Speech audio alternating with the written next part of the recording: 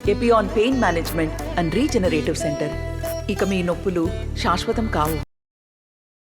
తెలంగాణ రాష్ట్ర వ్యాప్తంగా భానుడు బగబగమని మండిపోతున్నాడు.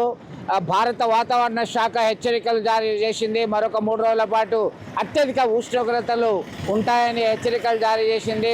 అవసరమైతే తప్ప 10 తర్వాత బయటకు రావద్దని చెప్పి సూచనలు జారీ చేసింది. ఇప్పటికే వైద్యులు సైతం సూచిస్తున్నారు. అవసరం ఉన్నా లేకున్నా తరచూ మంచినీళ్ళు తాగాలని చెప్తున్నారు. జమ్మికుంట ప్రాంతంలో 45.1 డిగ్రీల సెల్సియస్ నమోదైంది. ఇటు ఉమ్మడి కరీంనగర్ జిల్లాలో అయితే రామగుండం, గోదావరి ప్రాంతాల్లో, పారిశ్రామిక ప్రాంతాల్లో కార్మికులు ఇబ్బంది పడుతున్నారు.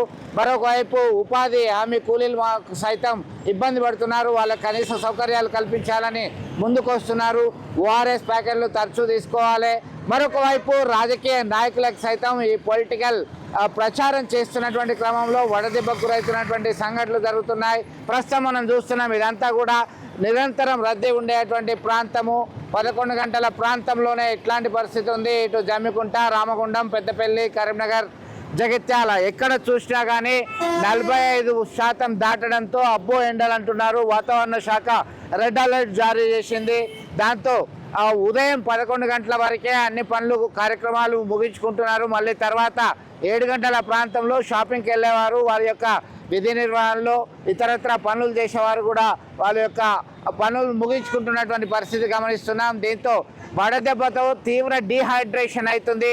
డీహైడ్రేషన్ అయి మెట్పల్లి ప్రాంతంలో ఒక ప్రయాణికుడు సైతం మృతి చెందినటువంటి ఘటన విషాదాన్ని నింపింది. వేములవాడలో ఉపాధి హామీ కూలి అలాగే ఒక హమాలి కూడా మృతి చెందాడు, వడదెబ్బతో మృతి చెందాడు అని చెప్పేసి వైద్యులు చెప్తున్నటువంటి పరిస్థితిని మనం గమనించవచ్చు. ఇదంతా కూడా పరిశీలించినట్టయితే అత్యధిక ఉష్ణోగ్రత నమోదు కావడంతో ప్రజలంతా బెంబేలెత్తుతున్నారు.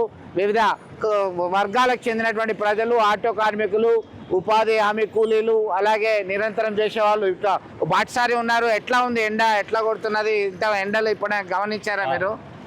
చూడండి, మాట్లాడండి. जगताल से आ रहा हूँ साहब। जगताल से आ रहे, कैसा लग रहा है? धूप मार रहे हैं? हाँ, धूप मार रहे बहुत मार रहे हैं। कितने साल से ऐसा है कुछ? ये बहुत साल से है। अब देखा पहले बार ऐसा इतना धूप 45 डिग्री काश हो गया? पहला नहीं था साहब। हाँ, अभी है ये साहब। अब भी आया था। तो आपके पास ORS है, वो पानी पी ले. అట్లాంటి వృద్ధులకి, చిన్నపిల్లలకైతే మరింత ఇబ్బంది అని చెప్పుకోవచ్చు. మొత్తం మీద తగిన జాగ్రత్తలు తీసుకొని వడదెబ్బకు గురి కాకుండా ఉండాలని చెప్పేసి మనము కోరుకుందాం. వీడియో జర్నలిస్ట్ సుమన్తో కలిసి చంద్రశేఖర్, RTV, కరీంనగర్ నుండి. మరిన్ని వీడియోస్ కోసం ఛానల్ ని సబ్స్క్రైబ్ చేయండి. లేటెస్ట్ అప్డేట్స్ కోసం వాట్సాప్ ఛానల్ ని ఫాలో చేయండి. అండ్ లింక్ డిస్క్రిప్షన్ లో ఉంది.